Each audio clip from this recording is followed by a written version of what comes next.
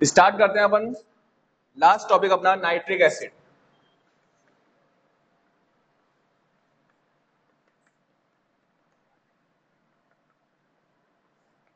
Nitric acid first note करो preparation method.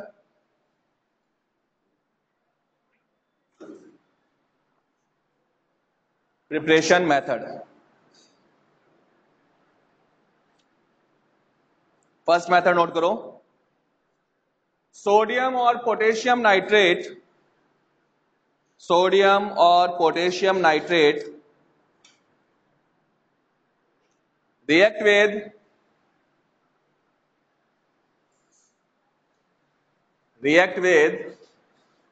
concentrate H2SO4, react with concentrate H2SO4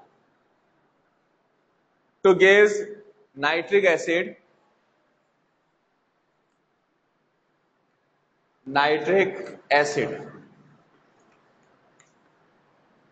sodium nitrate NaNO3 react with H2SO4 then form HNO3 and sodium hydrogen sulfate। तो nitric acid का formation होगा कब? Sodium nitrate या potassium nitrate का H2SO4 से reaction कर दें तो सोडियम तो कहां ऐड हो गया? H2SO4 में, और एक हाइड्रोजन कहां चला गया? NO3 में। Then form HNO3 plus sodium hydrogen sulphate. ठीक है। Second method, at industrial level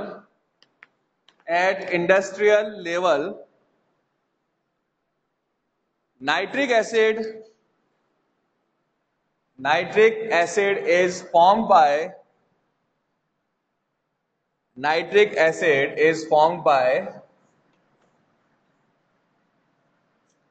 Ostwald process। Ostwald मत लिखना, Ostwald process। मेरे को पता है तुम में से कोई ना कोई जरूर लिखता है ये।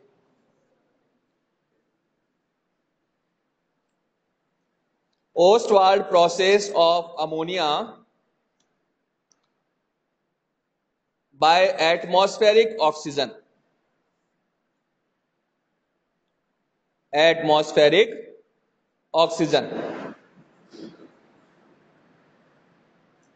The reaction is carried out about 500 Kelvin temperature and 9 bar pressure in the presence of platinum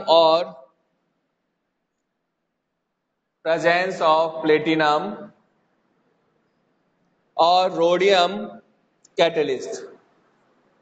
platinum or rhodium catalyst।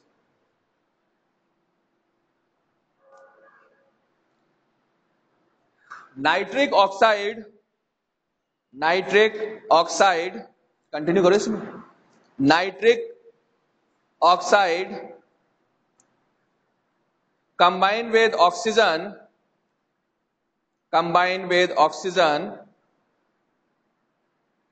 to form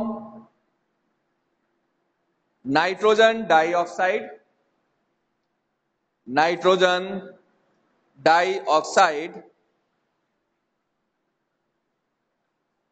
which dissolve in water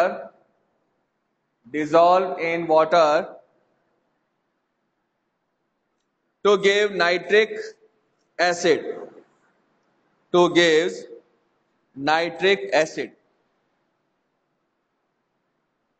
ठीक है। तो ओस्टवाल्ड प्रोसेस में क्या किया अपन ने? First ammonia react with dioxygen in presence of catalyst at 500 Kelvin temperature and 9 bar pressure। तो क्या बनेगा अपने पास? Nitric oxide NO। Nitric oxide का फॉर्मेशन हो गया। अब हाइड्रोजन कितने हैं अपने पास?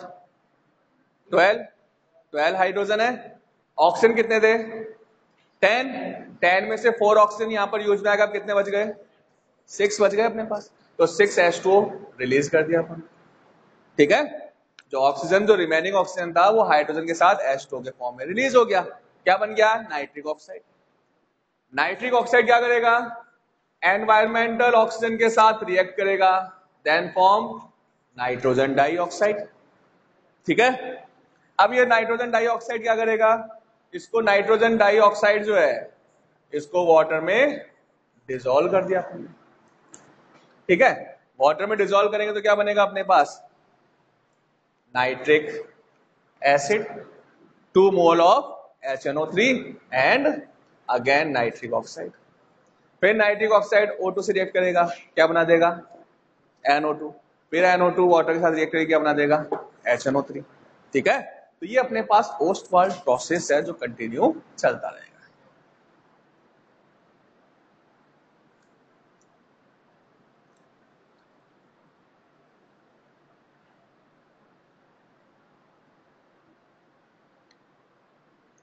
तो ये है अपने पास ओस्टवाल्ड प्रोसेस।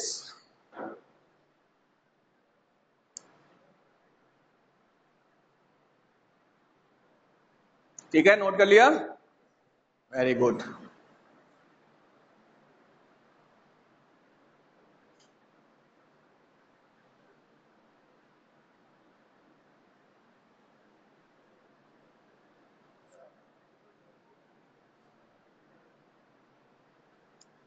अब नोट करो properties of nitric acid.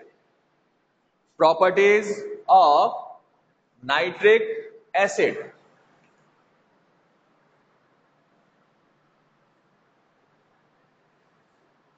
Properties of nitric acid. Nitric acid is colorless liquid, colorless liquid in aqueous solution. In aqueous solution, nitric acid behave as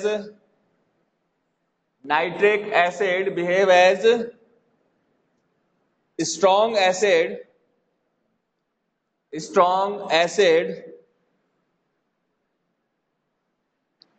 giving hydronium and nitrate ions, giving hydronium and nitrate ions, hydronium and nitrate ions. Hydronium बनेगा ना, acid है, H+N release करेगा, वो H+N किसके साथ add हो जाएगा? Oxygen के साथ, then form hydronium ion H3O positive and NO3 negative. तो हाइड्रोनियम आयन और नाइट्रेट आयन का फॉर्मेशन होता है। नोट कर लो इसको।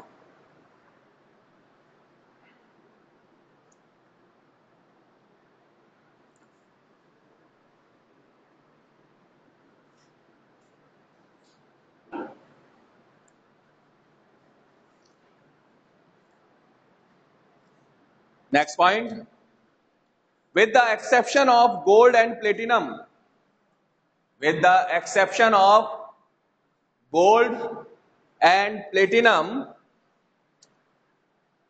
nitric acid attack all metals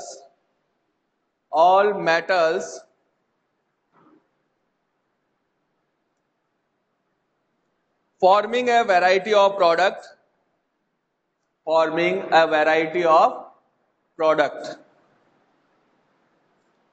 the product depends upon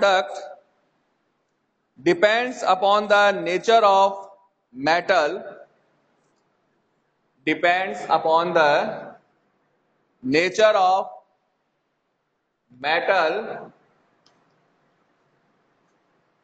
and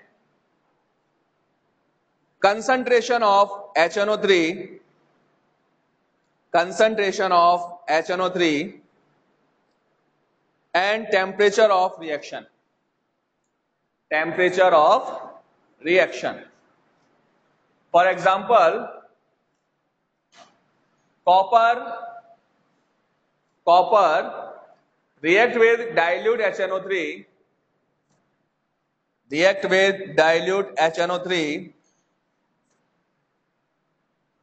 then form cupric nitrate,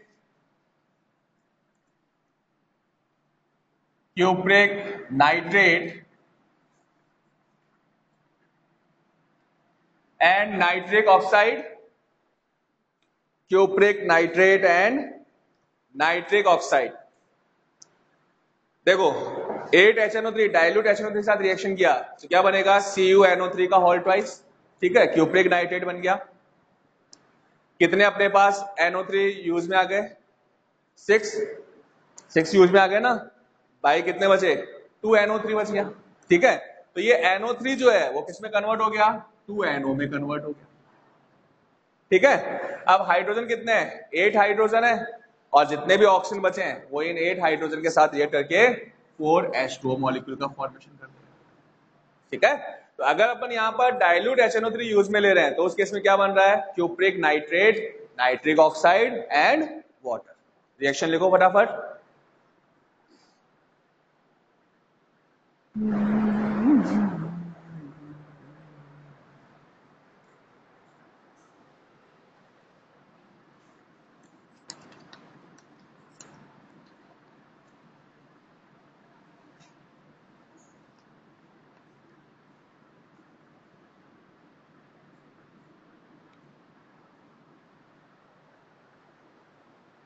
And if react with concentrate HNO3,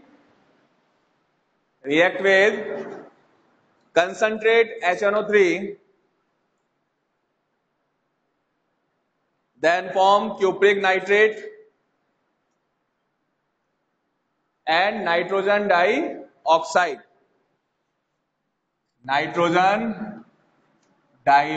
और जो बच गया वो H2O के फॉर्म में रिलीज हो जाएगा.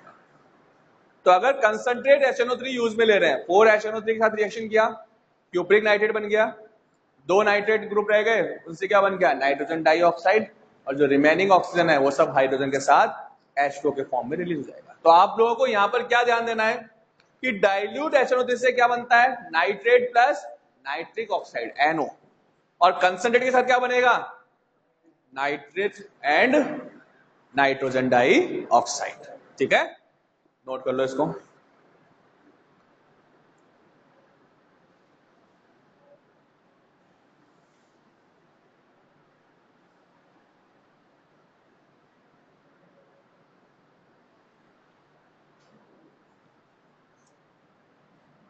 Zinc react with dilute HNO3, then form zinc nitrate and dinitrogen monoxide. ZnNO3 का होल ट्वाइस बन गया, और क्या बन गया साथ में, डाइनाइट्रोजन मोनोऑक्साइड. बचा क्या अपने पास, हाइड्रोजन और ऑक्सीजन. कितने हाइड्रोजन है, 10 हाइड्रोजन है, तो ऑक्सीजन काउंट करने की जरूरत नहीं है. जितने हाइड्रोजन बच गए वो सबके सब H2O का फॉर्मेशन कर देंगे. तो क्या बन गया अपने पास, 5H2. ये अपने पास डाइल्यूट HNO3 के साथ रिएक्शन हो गया जिंक का. नोट कर लो इसको भी.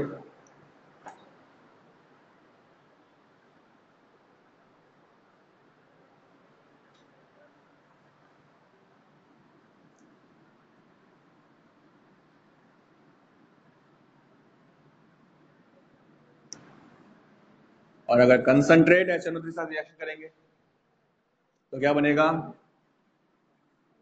Zinc nitrate plus nitrogen dioxide, और जो बच गया वो H2 बना देगा. तो यहां पर HNO3 जो है उसकी जो रिएक्शंस है वो किस पे डिपेंड कर रहा है, कंसंट्रेशन पे डिपेंड कर रहा है, मेटल के नेचर पे डिपेंड करता है, और टेम्परेचर पे डिपेंड करेगा. ठीक है,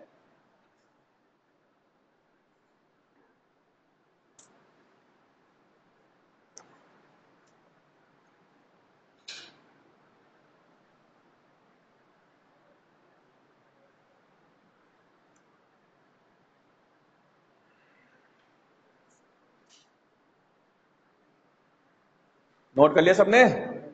चलो ठीक है।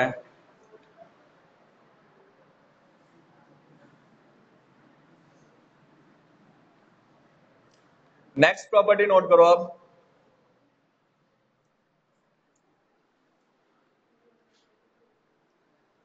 some metals some metals like chromium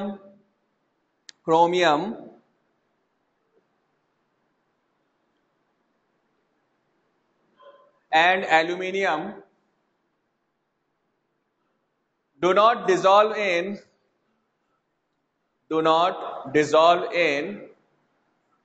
concentrate HNO3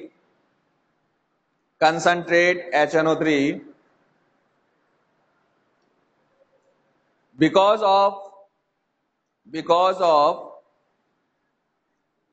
formation of a passive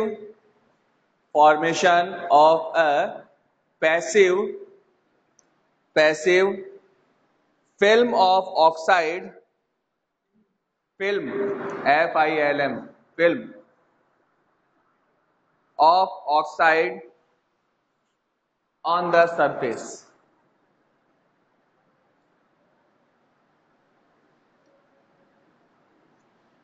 Concentrate nitric acid also oxidizes non-metals,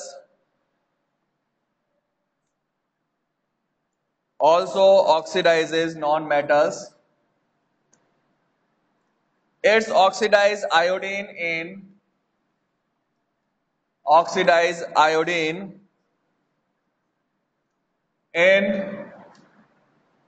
iodic acid,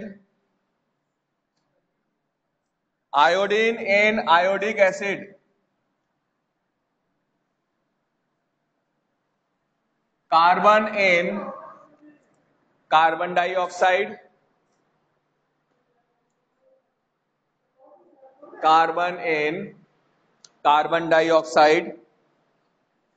sulfur in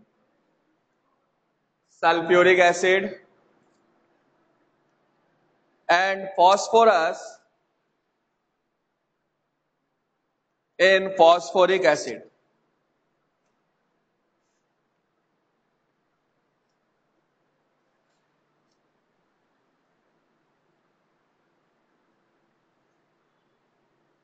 Iodine in iodic acid, carbon in carbon dioxide, sulfur in sulfuric acid and phosphorus in phosphoric acid. ये जो reaction है चारों के चारों board exams में आई हुई है। कैसे आती है अपने पास पी ब्लॉक की रिएक्शन? ये लिखा हुआ आया था इस तरह से, आयोडीन प्लस HNO3, ठीक है, कार्बन प्लस HNO3, बस। तो अपने पास आयोडीन किसमें ऑक्सीडाइज होगा? आयोडिक एसिड में।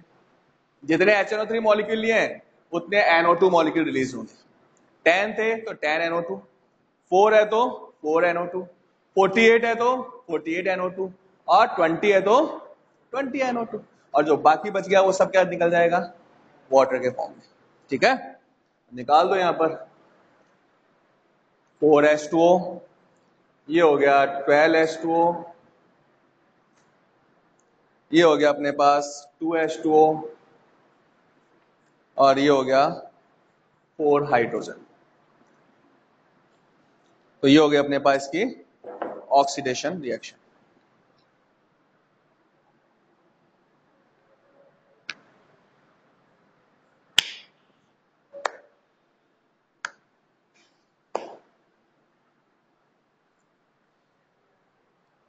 चारों रिएक्शन आई हुई है बोर्ड एग्जाम में।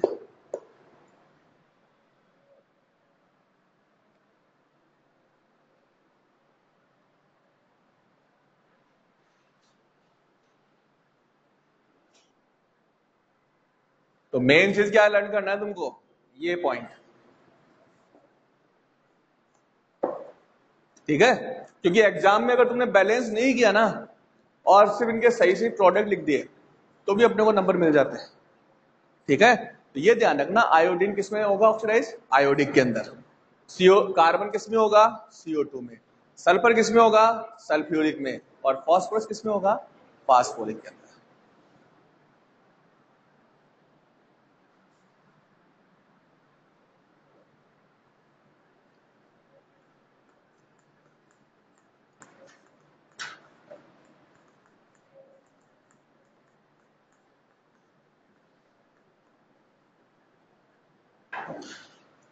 लिख लिया?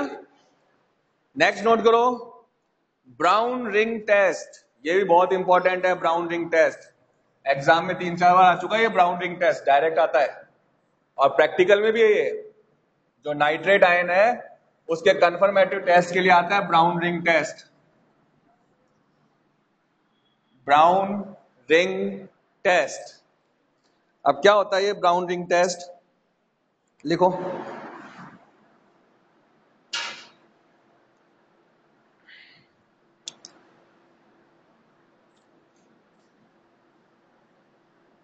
the aqueous solution of nitrate ions, aqueous solution of nitrate ions react with dilute ferrous sulfate solution. Nitrate ions react with dilute ferrous sulfate solution, dilute ferrous sulfate solution, and then carefully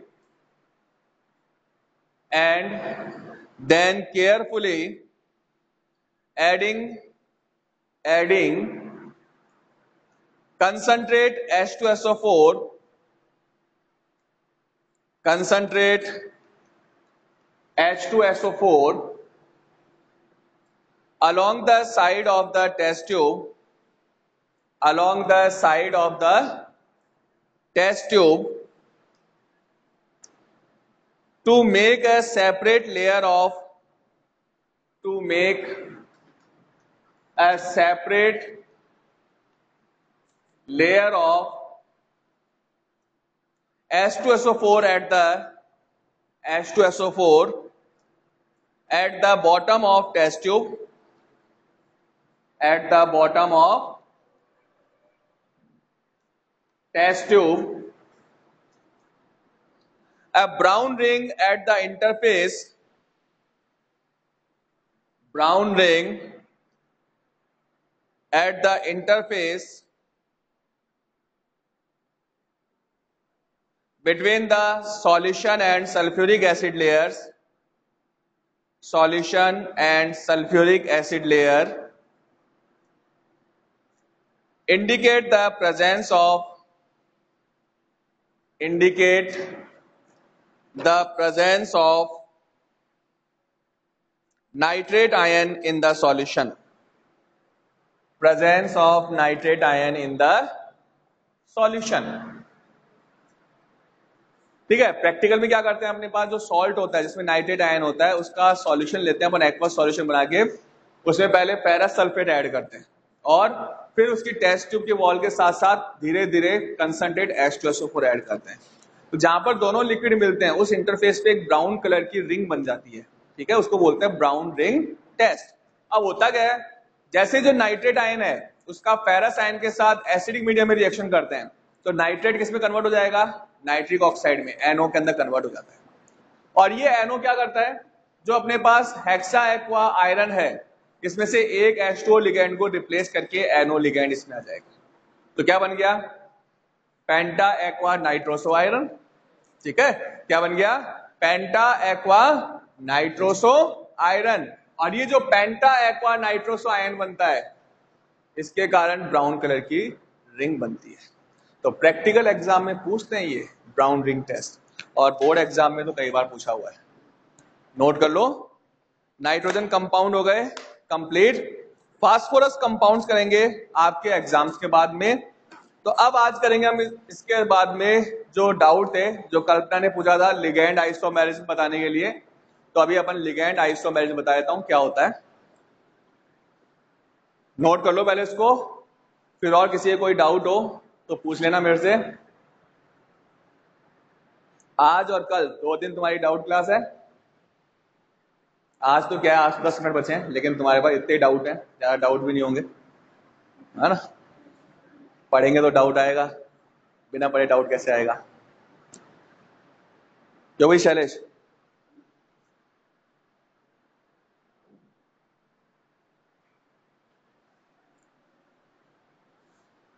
चलो ligand isomerism बता देता हूं मैं आपको। Exam कब से है? कब से है भाई एग्जाम? अभी डाला नहीं है? अभी डाला नहीं है भाई टाइम टेबल। जब भी होगा तुम्हारा डेट शीट आ जाएगी तुम्हारे पास, ठीक है।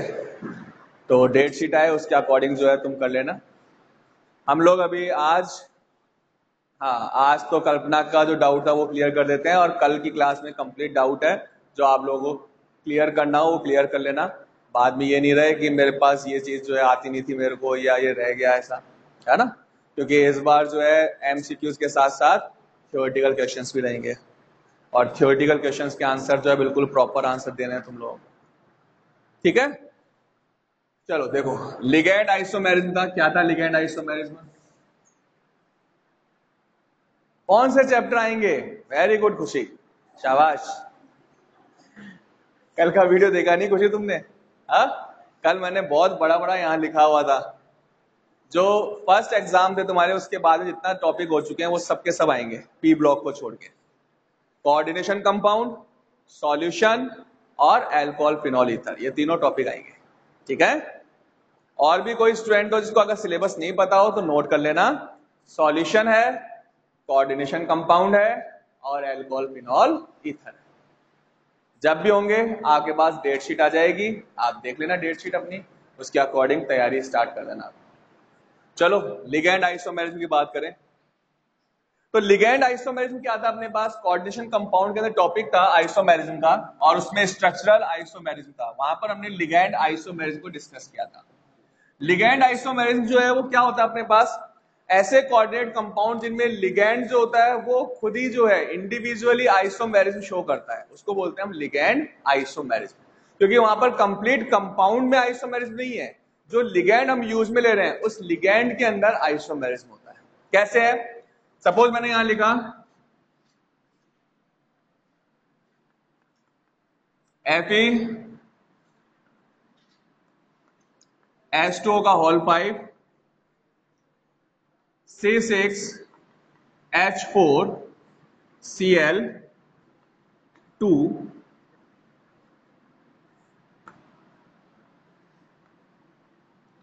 एंड +2 आयन, ठीक है। अब ये जो कंपाउंड है, इस कंपाउंड में क्या हो रहा है अपने पास? यहां पर C6H4Cl2 लिखा अपन ने। C6H4Cl2 का मतलब C6H4 क्या है अपने पास? बेंजीन है। एक हाइड्रोजन रिप्लेस हो गया, क्यों? क्योंकि ये जो वैलेंसी है वो मेटल आयन के साथ अटैच हो रहा है, और मेटल आयन के रेस्पेक्ट में जो Cl है उसकी पोजीशन क्या है? सेकंड पोजीशन है। तो हमने यहां क्या लिखा? C6H4Cl2, ठीक है। क्लोरोबेंजीन लिगेंड के फॉर्म में अपने पास यहां पर, ठीक है ना। पेंटा एक्वा क्लोरोफिनाइल या क्लोरोफिनाइल क्लोरोबेंजीन आयरन 2 आयन, ठीक है। तो यहां पर ये जो कंपाउंड है इसमें जो लिगेंड लिया अपन ने क्लोरोबेंजीन, उसमें Cl की मेटल आयन के रेस्पेक्ट में सेकंड पोजीशन है। तो यहां पे क्या लिखा अपन ने? Cl आगे ब्रैकेट में 2। नेक्स्ट अपने पास आइसोमेरिज्म क्या पॉसिबल है कि मेटल आयन के रेस्पेक्ट में Cl कौन सी पोजीशन पे आ सकता है? थर्ड पोजीशन पे हो सकता है, ठीक है। और मेटल आयन के रेस्पेक्ट में Cl की जो नेक्स्ट पोजीशन है वो क्या पॉसिबल है? फोर्थ पोजीशन पॉसिबल है। तो यहां पर कंप्लीट कंपाउंड के अंदर आइसोमेरिज्म नहीं हो रहा है, केवल ये जो लिगेंड है ये इंडिविजुअली क्या कर रहा है? आइसोमेरिज्म शो कर रहा है, ठीक है। तो यहां पर 3 टाइप के कंपाउंड बन गए। FeH2 का होल 5 C6H4Cl2 लिख सकते हैं, C6H4Cl3, C6H4Cl4। तो यहां पर ये 2, 3 और 4 जो आ रहा है वो क्या इंडिकेट कर रहा है? लिगेंड के अंदर आइसोमेरिज्म इंडिकेट कर रहा है। तो ऐसे जो आइसोमेरिज्म होते हैं दैट्स कॉल्ड लिगेंड आइसोमेरिज्म। कल्पना, कोई और डाउट है इसमें? Chapter 2 page number 29 exercise. अब भाई देखता हूं मैं क्या है ये, पूरा पढ़ने दो एक बार। पेज 29 एग्जाम्पल ऑफ नॉर्मेलिटी, उसमें क्वेश्चन में 6.3 दे रखा है और सॉल्यूशन में 63 कर रखा है। ऐसा क्यों है, देखते हैं भैया एक मिनट को। ठीक है बेटा, chapter number 2 page number 29,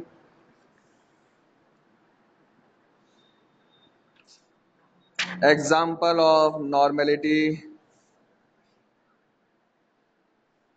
calculate the molality.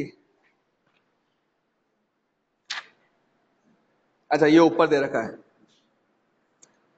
ये इसने जो है प्रिंट नहीं हुआ है इसके अंदर सही तरीके से, मिस प्रिंट है। वेट ऑफ जो सॉल्यूट दिया हुआ है वो 6.3 ग्राम है ना। वेट ऑफ सॉल्यूट 6.3 ग्राम है। लिखा हुआ है calculate the normality of solution containing 6.3 gram oxalic acid dissolve in 250 ml of solution. तो ये 63/63 है। हाँ, तो ये ऊपर 6.3 है और एटॉमिक मास मॉलिक्यूलर मास 63 है। ओके, और किसी को कोई डाउट है? और बोलिए। ठीक है बेटा, चलो ठीक है, आप लोग अपना आज जो है चैप्टर को पढ़ना अच्छे से, और जो भी डाउट हो कल सारे डाउट बता देना मेरे को, तो कल अपन डाउट क्लास रखेंगे कंप्लीट जो अपने टॉपिक हो चुके हैं उससे related. As your topic mixture and depression in freezing point explain कर दें। एज योर टॉपिक मिक्सचर क्या होता है? अपने पास ऐसा मिक्सचर है जो कि सेम टेम्परेचर पे बॉईल होता है एक फिक्स कंपोजिशन पे। ठीक है, 2 और मोर देन 2 कंपोनेंट का मिक्सचर जो सेम टेम्परेचर पे बॉईल होता है, that's called azeotropic mixture. But ऐसा नहीं है कि वो किसी भी रेशियो के अंदर मिक्स करते हैं, उनका एक फिक्स कंपोजिशन होता है, और उस फिक्स कंपोजिशन के अंदर दोनों लिक्विड जो है वो सेम टेम्परेचर पे बॉईल होता है, दैट्स कॉल्ड एजियोट्रॉपिक मिक्सचर। और डिप्रेशन इन फ्रीजिंग पॉइंट जो है वो हम कल करेंगे फिर।